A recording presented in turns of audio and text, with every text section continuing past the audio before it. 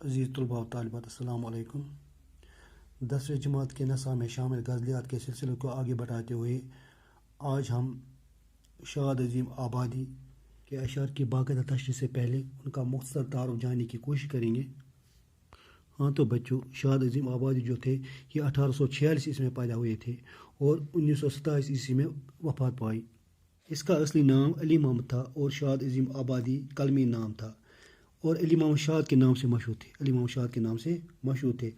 ان کے والد محترم جو تھے ان کا نام سید عباس مرزا تھا، جو بنیادی طور پر اتر پردیش میں الہ آباد کے رہنے والے تھے، جو 14-15 سال کی عمر میں عظیم آباد پٹنہ چلے گئے تھے، جو کہ بہار کا دارالخلافہ ہے، وہاں کی راجدھانی ہے، وہاں کی کیپٹل سٹی ہے۔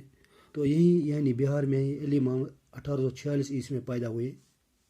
ابتدائی تعلیم انہوں نے گھر پر ہی حاصل کی، جس کا سلسلہ بچپن سے ہی شروع ہو گیا تھا، یعنی کہ 4 سال کی عمر سے ہی شروع ہو گیا تھا۔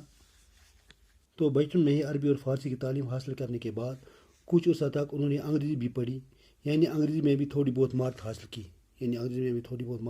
حاصل کی۔ اپنی ذاتی لیاقت اور لائق اساتذہ کی تربیت سے اردو، فارسی اور عربی زبانوں، نیز مذہبی علوم اور فن شعر میں ایسی مہارت حاصل کی کہ ان کا شمار جدید دور کے اہل علم شعراء میں ہوتا ہے۔ یعنی اپنی قابلیت کی بنیاد پر، اپنی قابلیت کے بل بوتے پر، اپنی ذہانت کے بل بوتے پر اور خوش قسمت سے لائق اساتذہ کی تربیت میں آنے کی وجہ سے انہوں نے اردو، فارسی، عربی زبانوں میں مہارت حاصل کرنے کے علاوہ مذہبی علوم میں بھی ان کو اچھی خاصی مہارت حاصل ہوئی۔ یعنی کہ بہترین اساتذہ کی وجہ سے ان کو مذہبی علوم میں بھی اچھی خاصی مہارت حاصل ہوئی۔ اس کے علاوہ فن شعر میں، یعنی کہ شاعری کا جو ہنر ہے، شعر کہنے کا جو ہنر ہے، اس میں انہوں نے اس طرح کی مہارت حاصل کی، اس طرح کی ہنرمندی حاصل کی، اس طرح کی استادی حاصل کی کہ ان کا شمار نئے زمانے کے یعنی کہ جدید دور کے اہل علم یعنی علم والے شعراء میں شمار ہونے لگا۔ علوم اسلامی کی تحصیل کے ساتھ ساتھ انہوں نے عیسائیوں، پارسیوں اور ہندوؤں کی مذہبی کتابیں بھی پڑھی تھیں۔ یعنی اسلامی علوم کو حاصل کرنے کے ساتھ ساتھ، اسلامی علم کو حاصل کرنے کے علاوہ اسلامی علوم کو سیکھنے کے ساتھ ساتھ انہوں نے عیسائیوں، پارسیوں اور ہندوؤں کی مذہبی کتابیں بھی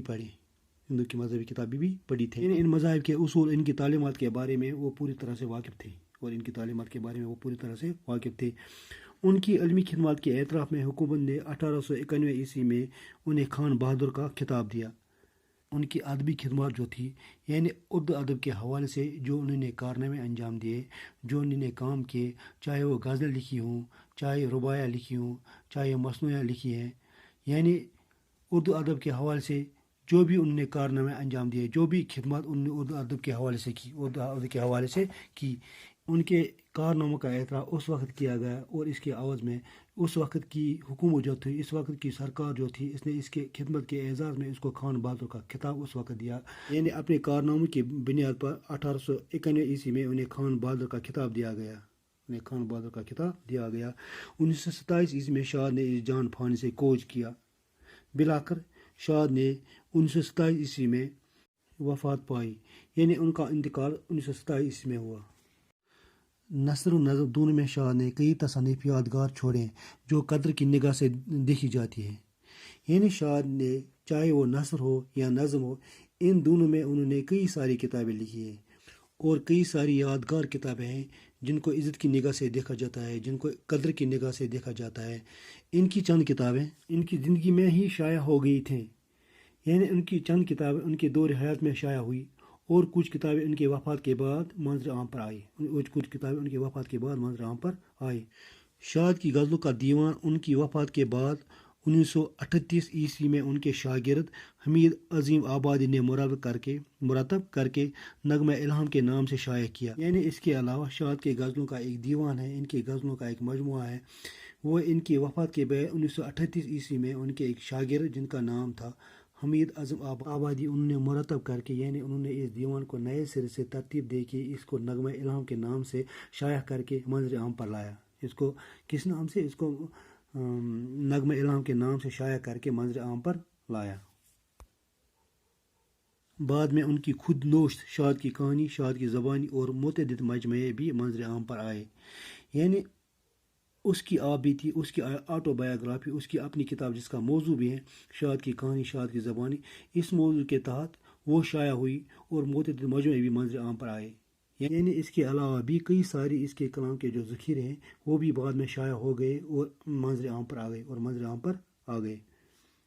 شاد نے مثنوی، غزل، قصیدہ، مرثیہ اور دوسری اصناف سکون میں طبع آزمائی کی. یعنی شاد کا کلام صرف غزلوں تک محدود نہیں تھا، بلکہ اس نے تقریباً ہر صنف میں طبع آزمائی کی. انہوں نے غزلوں کے علاوہ مثنوی، قصیدہ، مرثیہ اور دوسرے اصناف پر ہاتھ آزمایا. ان اصناف میں انہوں نے اپنی ذہانت کا ثبوت دیا. لیکن ان کی شہرت کا باعث ان کی غزلیں ہیں جو سادگی اور گلاوٹ، ترنم، شیرینی، کیف و سرور اور تازگی و تاثیر کی بدولت لائق توجہ ہے.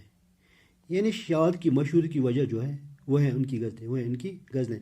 یعنی غزلوں کی وجہ سے ان کو آج لوگ جانتے ہیں، کیونکہ ان کی غزلوں میں جو خاص ہیں وہ ہیں مٹھاس، نرمی، تازگی، نیاپن، سرور، نشہ، خمار. یعنی انہی خصوصیت کی وجہ سے ان کا کلام توجہ کے لائق ہے، ان کا کلام توجہ کا مرکز بنا ہے، ان کا کلام اپنی طرف مائل کرتا ہے. شاد کے زمانے میں غزل کا زور اور اثر کم ہونے لگا تھا. یعنی شاد کے زمانے میں غزل کی اہمیت کسی حد تک کم پڑ گئی تھی. شاد نے اسے نکھارنے، سنوارنے اور استحکام بخشنے میں اہم کردار ادا کیا. یعنی شاد نے صنفی غزلوں کو نکھارنے، اس کی خوبصورتی کو بڑھانے میں، اس کی آرائش کرنے میں، اس کو سنوارنے میں، اس کو یعنی ایک طرح کی مضبوطی بخشنے میں اس نے اہم رول ادا کیا. زبان کی صفائی و سادگی شاد کی شاعری کا خاص وصف ہے.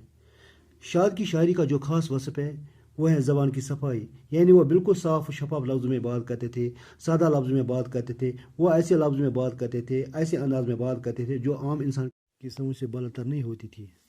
واردات قلبی کے ساتھ ساتھ اخلاق، فلسفہ اور توحید شاد کے محبوب موضوعات ہیں.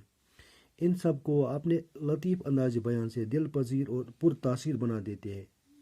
یعنی شاد کے جو عزیز موضوعات ہیں، جو پیارے موضوعات ہیں، ان میں واردات قلبی، قلب ہو گیا دل، یعنی کہ دل کا حال بیان کرنے کے ساتھ ساتھ انہوں نے اخلاقیات پر بھی بات کی. اس کے کلام میں فلسفہ بھی تھا، یعنی اس میں ایک طرح کا علم و حکمت تھا، اس میں دانائی تھی، اس میں عقل مندی کی باتیں تھی، وحدانیت تھی. ان سبھی موضوعات کو وہ اپنے لذیذ و لطیف انداز بیان سے دلکش، دل نشیب اور مرغوب بنا دیتے ہیں. عزیز طلباء، یہ تھی مختصر سی جانکاری شاد عظیم آبادی کے بارے میں. کل انشاءاللہ ہم اس کے جو غزل ہیں، اس کے اشعار کی تشریح کریں گے. کل پھر ملیں گے، تب تک کے لیے اللہ حافظ.